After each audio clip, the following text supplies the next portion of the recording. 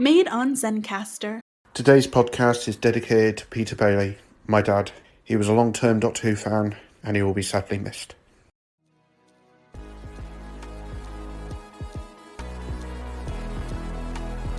Hey there, this is Jimmy from the ZeoToHero podcast, and we want to support all our partners.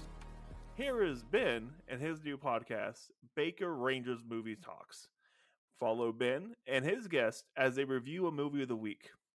If you want to see more from Billy, Ben, myself, or all our partners, please follow us at ZeoToHeropod across all platforms.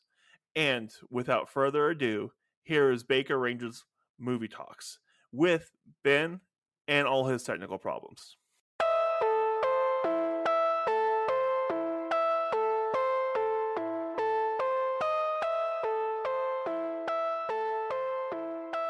Hi, welcome to Baker Rangers. Welcome to Baker Rangers Movie Talk. This is a place where we can talk about the movies we love. And I'm here with my guest, the Red Cornish Ranger. You can find him on TikTok, on Instagram. He's now on YouTube, and he's on Twitch. So thank you, Mark, the Red Cornish Ranger, for coming onto my show. This show. Not a problem, Ben. And so we're going to be talking about Doctor Who. So what was your influence with Doctor Who? Like, what got you into Doctor Who? And, how big of a Well, I literally grew up with it because my dad was a fan of Doctor Who. He did watch a lot more than I did because obviously I was born in the 80s, by 84. So I came in round about nearly close to the end of it before it went on its hiatus in 89. But I managed to watch most of Sylvester McCoy's era. But then obviously I had to wait till, well, my first one I majorly saw was in 93, where their anniversary episode they did with their little crossover with EastEnders, which was a bit weird, but it was a good episode. Obviously then I had to wait till 96 for the main movie, and then when it came back in 2005. But I've always been a fan of it. I watch all the old series, all the old episodes. My dad used to have the 20th anniversary on on VHS. That's how old I am.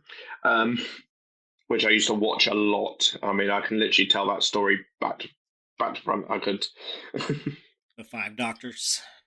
Yeah, the Five Doctors. Yeah, with Richard Harris as the first Doctor, because unfortunately William Hartnell passed away.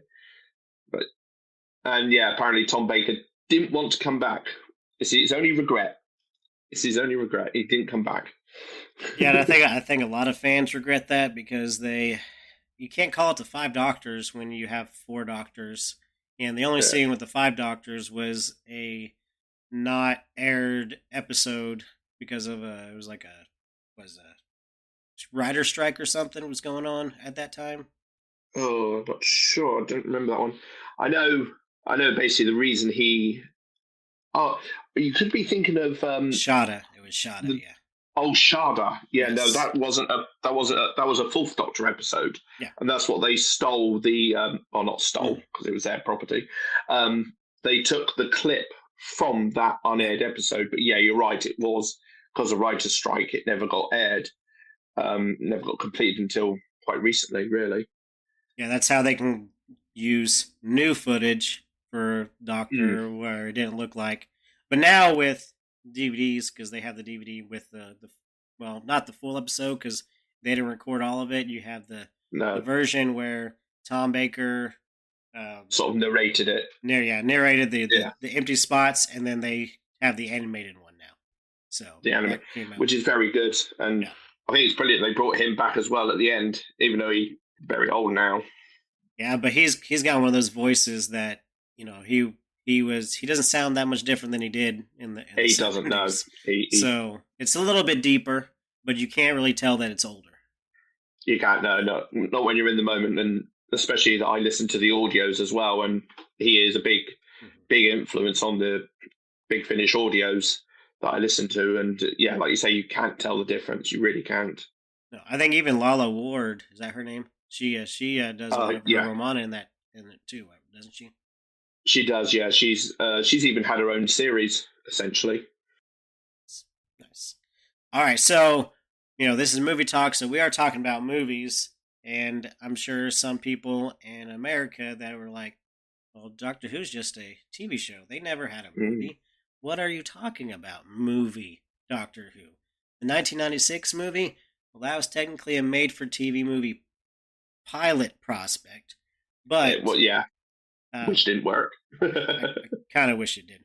But there was a movie Peter Cushing in 1965. So the show started in 1963. It took off like wildfire, especially with the Daleks. I think Daleks were more popular at that time than the Doctor. And if you watch these movies, you could tell that, even though it's not the Doctor, the characters are different. It tells the same story, and it's still just as good. It is. It is a brilliant film. It is. Even when you compare it to the TV series, I mean, like you say, the characters are different, but the main storyline follows pretty much as the episode does itself. Yeah, so we're talking about Doctor Who and the Daleks, and then we're also going to talk about the sequel, Doctor Who Invasion Earth 2150 AD. So that's a long title for a movie. When the show was just Daleks Invasion of Earth. So it was, yeah. But, I think with the film they did drop a lot of these.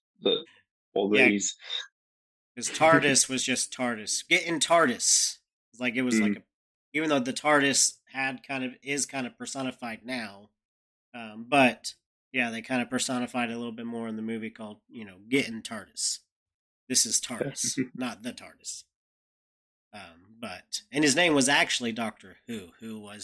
Yes. So yeah, because Peter Cushing basically plays a human scientist called Doctor Who, and unlike the TV episode where it's two teachers by the name of Ian and Barbara, in the film it's his granddaughters Barbara and Susan, and then Barbara's boyfriend comes round, who is Ian Chesterton. They even keep in actually that funny little running joke that was throughout William Hartnell's series of pronouncing his name wrong. That was more William Hartnell. Yeah, he had issues with it. Yeah, he was already like in the year. Well, he was probably in the 60s whenever it came out. I think so. Yeah, he was one of the oldest. But yeah, they did it in the movie where he called him like Howard or Harold, something that started with the H that wasn't even close to Ian. Yeah, where with Hartnell, it was just literally his last name. He never got it right. But instead of editing it, because back then for Doctor Who itself, they were on a very low budget. They were even in a rundown studio that the sprinklers went off every time it got too warm in there. But obviously the movie had a much more bigger budget, and you can definitely tell it had a bigger budget. Yeah, definitely even with the Daleks, they didn't have as big a budget as they wanted to. They were able to build more Daleks because they wanted flamethrowers, or from what I heard, they wanted flamethrowers for the blast, but they changed BBC in the studio instead. Yeah.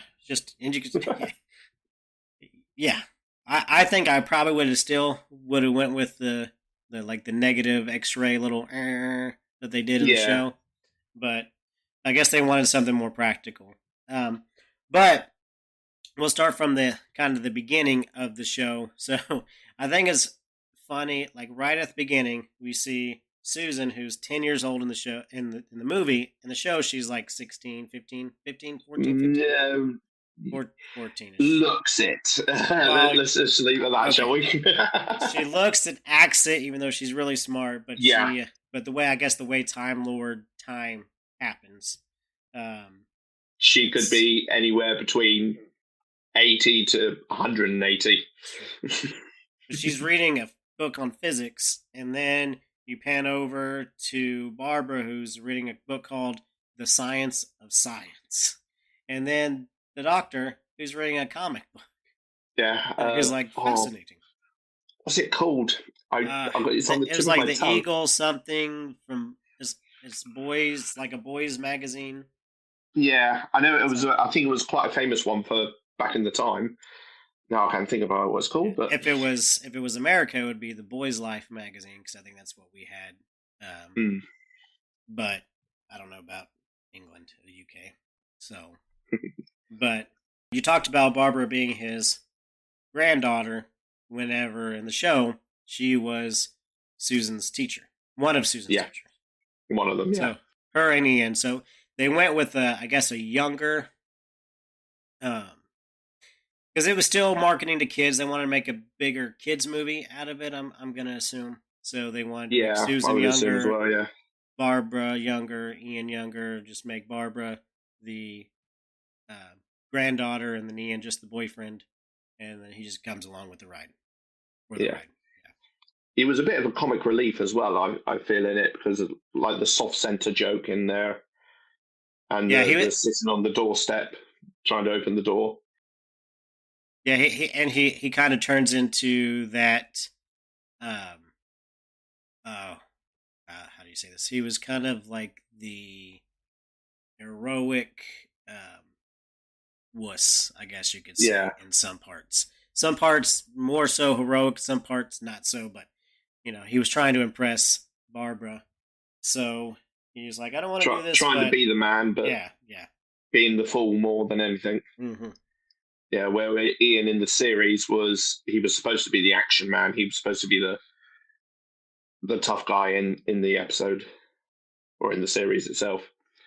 Yeah, so we start basically from there, and then because Ian is going to pick up Barbara for a date, and the Doctor wanted to show him TARDIS, and that's when hijinks ensues. He accidentally pushes the lever, and then they find themselves on a foreign planet. In the midst of a nuclear winter, almost. Yeah, because there was a petrified forest. The sand was just ash. They didn't think anything could live there. Then they found a city. Which the Doctor really wanted to go visit. And he tricked his way into doing it by faking the broken part of the TARDIS, which is the same in both the film and the movie. It's exactly what he does. And then obviously they all get captured, and that's when he admits his fault. But what they didn't know, obviously, was that the radiation was starting to affect him. Yeah, which is, I guess, same the show, but like the way the Doctor goes about it is a little bit different, because the Doctor in the show is a little more conniving than the Doctor in the movie. He is, yes. So, because he's kind of like just the grumpy old man. In the movie, he's like a whimsical. He just more wants of a sweet grandfather. Yeah, he just wants to, venture out and learn new things, and so does Susan. And I'm sure he felt kind of bad about lying to Ian about the fuel thing, fluid link. That's what it is. Which, but then they are captured by the Daleks, and they commandeer his fluid link. So that's going to come back to bite him. To bite them, because they're going to need to come back to get that. And Sue, does the Daleks, they let out Susan or to talk to it's exactly the same person in both. So they let Susan out, and she writes a letter to. Oh no, that's later on. So they let her out because the Daleks realise that the TARDIS crew have this drug that the Fowls left outside TARDIS. So obviously Susan goes back down to pick it up. They secretly try to put a second lot of drugs because they knew the Daleks were going to take them. Tried to hide it. Now that was something I noticed. Interesting difference between the TV and the film. In the film, they actually filmed Susan getting caught with the extra drugs, but in television episode, it was only sort of mentioned offhand, as it were. So it's like you got an extra scene in the film you did. Yeah. Well, I think, maybe they want to do a little bit different, but at the same time, that kind of like defeats the purpose of giving them the second if they're going to get caught with it. Oh yeah. They probably didn't need to be needed. But so the Thals are rivals of the Daleks. I guess they were in this nuclear war centuries ago or however long ago it was. But is that kind of retconned in Genesis of the Daleks, where they're the okay. In Genesis of the Daleks, that's actually happening during that massive war. The only thing that was sort of retconned-ish was the name of the Thals, the Daleks themselves, or the people that created the Daleks were called Carnids, which is basically Dalek spelt backwards. But there was supposed to be a third species called Dals on Skaro. So we think that that's where that, the sort of like the genetic mutants came from, the Dals, which then were created for the Daleks by the Carnids, as it were, in a roundabout way. Yeah. It's can be confusing when you're looking at Doctor Who canon, because it can, yeah. every showrunner kind of does their own thing half the time, and when it's the 60s, 70s, and 80s, sometimes it's hard to go back, especially whenever they lost a lot of the episodes. They have for a while. About 90 episodes missing. Yeah, they're all the first and second Doctor, but at this. They did lose some third Doctor, and I think third and fourth Doctors, or at least third Doctors, but they eventually got some of those back. Yeah, they got. I mean, I remember when it was in the hundreds for missing episodes, but it has come down in later years now to, I'd say about 90. I feel like saying about 98, 97, 98 odd missing. Yeah, but not really a whole lot new in the last 10 years, so. But we can talk about that later, especially with them disbanding the animation department again. Which is a shame. It's a horrible shame, because why? Because never mind. We'll talk about that later. Okay, so the Daleks told the humans that the Thals are like hideous beasts, and then when Susan goes to retrieve the drugs, I don't know if I can say drugs on YouTube or anything, because sometimes I don't know. It's the medication. How about that? We'll use the word medication. To take back the medication, she sees this ominous figure. She doesn't know what it is. It's like cloaked, and so she runs to TARDIS, not the TARDIS, and then he walks in, and then you find out that what you thought was a monster was an actual cloak, and he was a humanoid. Gold, was it like more gold hair? Yeah, kind of like I think they were sort of like trying to go kind of down the sort of Nazi-ish route, if I can say that, because the like blonde hair, blue eyes sort of look, as it were. And then, but their skin was kind of grayish. Yeah. I think in the show, it's black and white. You can't tell, but it doesn't look like that they were any different. No, you couldn't tell with the show. I mean, obviously, the film was actually done in color itself. We didn't have color over here until a good couple of years after this. Yeah. Good couple of years afterwards. And not until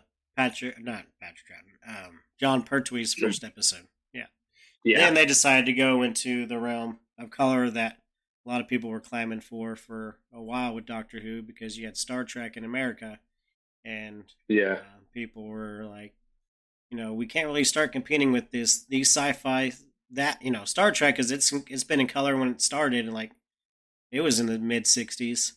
It was, yeah. So, but we finally got. This is actually the first color Doctor Who. in 1965. So she realized the Thals are really good guys. They're not monsters. Yep. And but the Thals, they're living in a nuclear wasteland. And they're very pacifist as well now. There's history of them fighting their war. They didn't want to fight if they could help it. No, because that resulted in neutron bombs and other things, nuclear, basically like a nuclear holocaust. But somehow there were enough survivors of Thals. They just want to be friends with the Daleks. They want food, and they are willing to trade their medication for food. The Daleks want the medication because they think that it's going to cure them, so they can get outside of their Dalek travel machines. I think they were calling themselves. Yeah, but yeah, the Dalek casing, because they could only run around on the floor because of static electricity. They couldn't leave the city at all. Yeah, and with that storyline of the Daleks, I know it's the first storyline of the Daleks because they took the original Dalek episodes, which is the third story of Doctor Who in its entirety. But later they kind of changed the Daleks to where they think that's the master race monsters, and they don't need to be fixed. But this is a time where Time Lord wasn't a thing. Time Lord wasn't a thing, I think, until... No, it hadn't even come up. No. The Time Lords came up in the end of War Games, Patrick Troughton's last episode, which would have been 1969. Mm-hmm. It was considered that Susan and the Doctor came from somewhere else, but that's literally all it was somewhere else.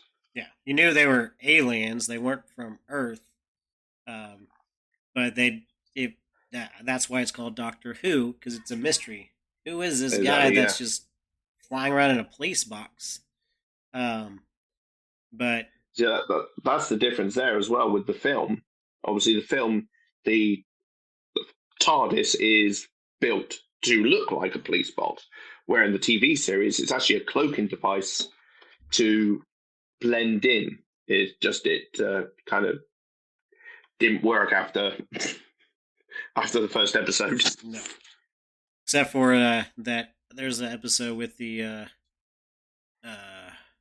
seventh Doctor. Baker. Well, there was sixth Doctor actually. Was it sixth that was pink? I thought it was the seventh Doctor. No, it was the sixth Doctor in the multicolored jacket, and he tried to fix the TARDIS. Tried to fix the communion circuit, but it just turned it pink. Turned into all kinds of things. So, so with the movie, there's not really a whole lot that really happens in this. Like the Daleks want the medication, Thals want peace and food, and the Daleks trick them. Yeah. So, but they kind of escape first because they realize that it's magnetized. That's how they can move around, because the floor is magnetized. So Susan was able to get the cloak from the Thal. He gave it to her, and they were going to use that and some bean paste food stuff to block its vision, so they can shut it off, I guess, right when it goes over the cloak, because it's made of plastic.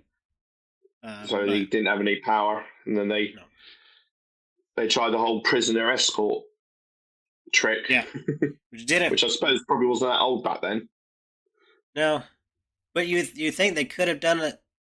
Well, I guess it kind of made sense that Ian wasn't going to be able to learn how to control that thing right away. So they had to push them, and Dalek found out that they weren't supposed to go anywhere, so they were escaping. And then he gets stuck in the Dalek suit briefly, and it's like, oh no, he's going to die. Yeah, they He's blow it up. You see it blow up, but and then he's then miraculously there in the lift. Oh look, I'm fine. Which doesn't make sense because the lift was up and they never pushed it to go down, and then all of a sudden it was going back up. But that's movies for you. They wanted to create suspense, so they don't show you certain things because even though it makes no sense how it happened that quickly, but it's about the suspense, and I'm sure at the time it well, I don't know if people watched well, they didn't have home video back then. It's not like, No. They have to. We didn't have the internet, so we didn't have people whinging about it online. That's true. Oh, this is a plot hole. Yeah. So, like, you'd have to rely on your memory of this. That was an episode from 2 years ago that I saw once.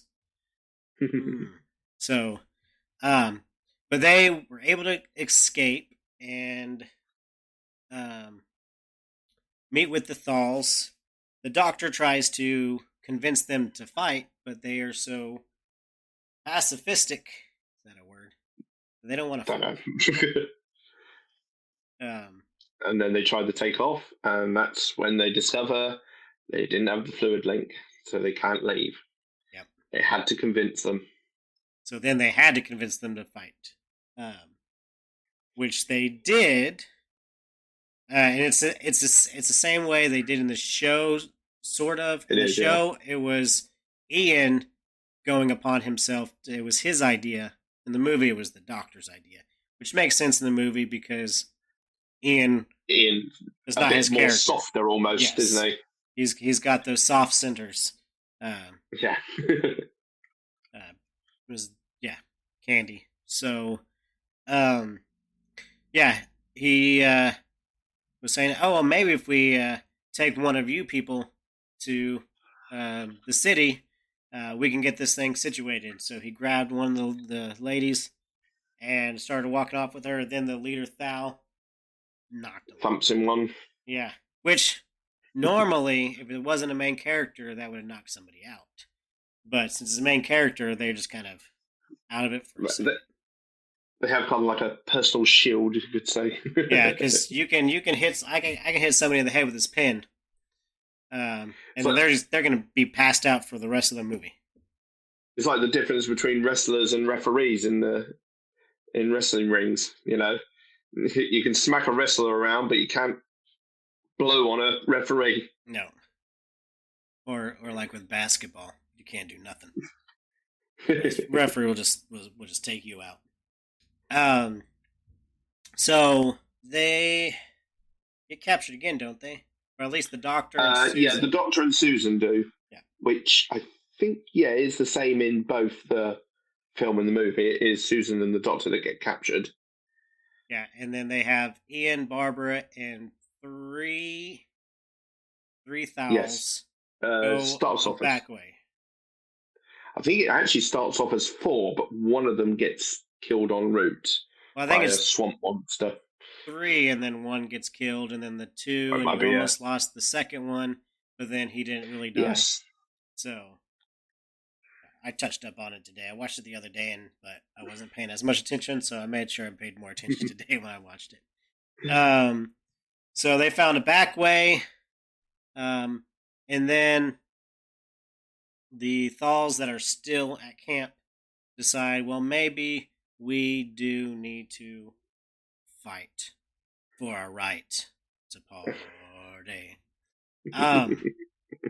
And so everything kind of happened at the right time because the Daleks were about to drop a bomb, literally. They were, because they figured rather than trying to cure themselves, they found that the actual neutron radiation was their cure.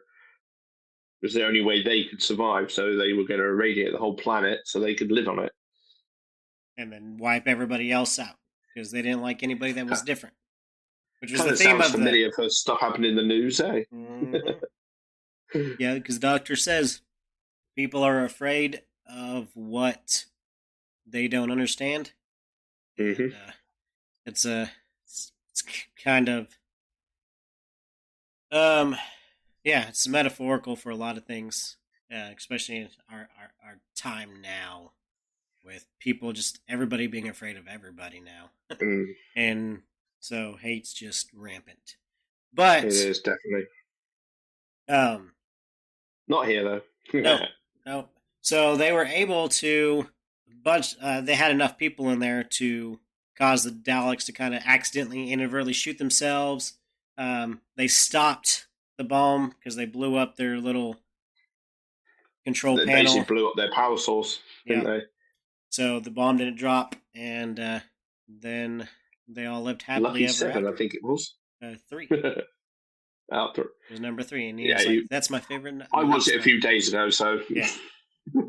Well, you have to count to 3 before you can get to 7. So I guess you can see where you got.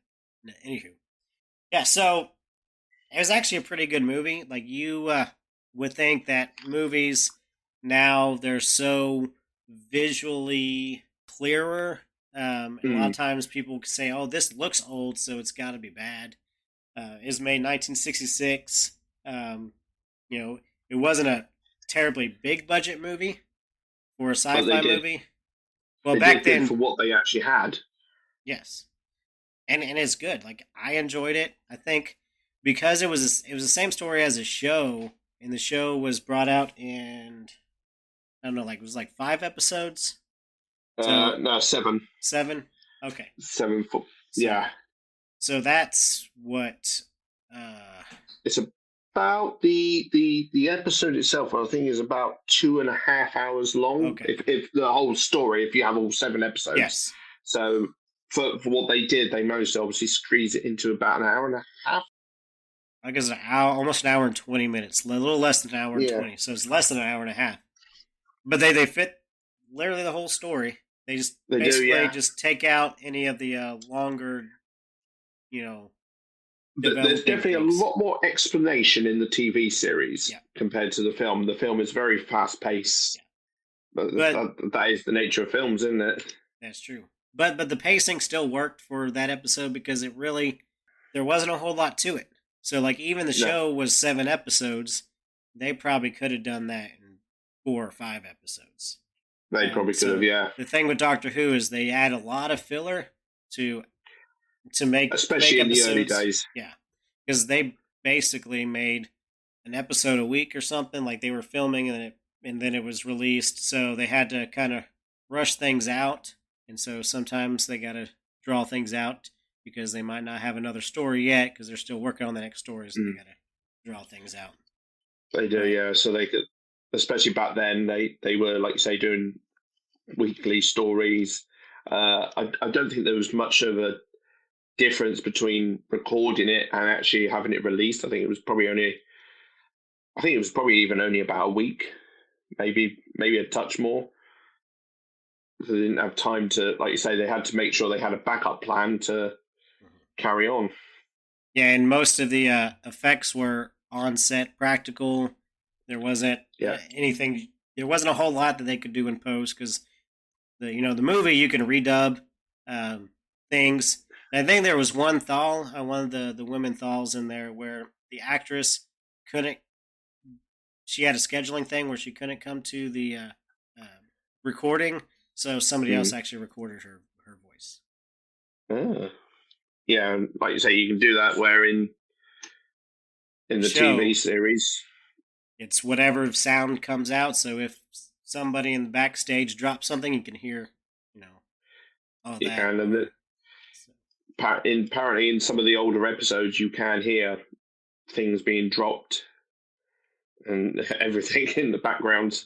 Occasional boom mics, or you can tell that the backdrop was just a sheet that was painted sometimes. Yeah, or even in actually the Dalek episode, where I think with the film they had all the physical models, because I believe those models actually went on to appear in the episode The Chase. But in the TV episode, The Daleks got cardboard cutouts in the background, and you can tell they're cardboard cutouts. You can really see it. Yeah, because I think the production was able to use the movie Daleks after because they didn't really have the budget to really make a whole. That's why they look like they like they're made with actual plungers and whatever. So, but to kind of contrast the first movie with the TV show, the Doctor. We'll start with the Doctor. The Doctor is kind of huge, different contrast. It was almost like this different character. I like both. Like I like Peter Cushing, William Hartnell. I like both of their renditions of the Doctor, but I think I kind of like Peter Cushing's version a little bit better. I don't know. Maybe it's he's a little more lighthearted. He's definitely a lot more lighthearted. I mean, I think the way it was pitched to William Hartnell was it was supposed to be sort of like it's sort of like supposed to do it in a sort of style of like Santa Claus, being jolly and lighthearted, but he also had it as a grandfather sort of character, being old. I think even like it was said in a little crossover that David Tennant did with Peter Davison. When he was younger, as it were, he was trying to be all important, all old and important. And that's the way sort of like Hartnell really did take it. He did take it he even took it quite seriously in himself. And I think that does come across in his Doctor Who itself. But then, like you say, Cushing's Doctor is much more light-hearted, definitely, and definitely more playful in the way he acts. Even with his granddaughter or granddaughters. Yeah, so that was a interesting choice to kind of change. You're going to make the Doctor more, I guess, down to earth, where he's a scientist and everything.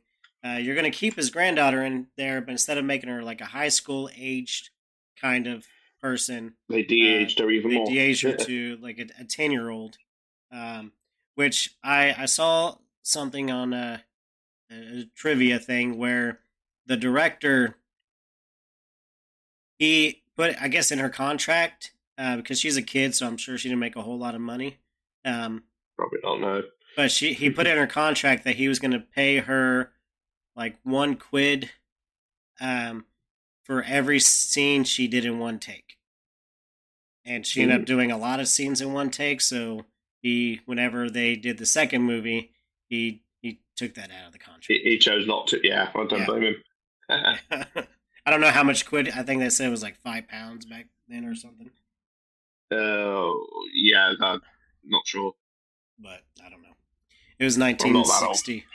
Yeah, me neither. And I'm from the other side of the world. I didn't get my introduction to Doctor Who until like 97.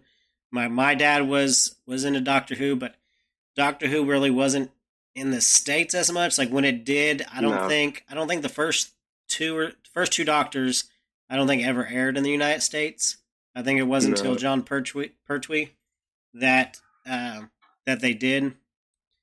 And I'm sure it was probably quite a bit after, because even when they started back up in 2005, America didn't get episodes till like a year later. Like Peter or David Tennant was already the Doctor when we got the Christopher Eccleston Doctor. States. I know. It did have a lot of trouble actually getting out in the States, didn't it? Because like with that TV movie, which I won't go too much into, but the main reason it didn't actually work was something that it just didn't want to be picked up by the American side. Well, they Americanized it over here. Yeah. Oh, it was. Well, I kind of went because I liked. Crap, I just forgot his name. The guy who played the Doctor. Paul McGann. Yeah.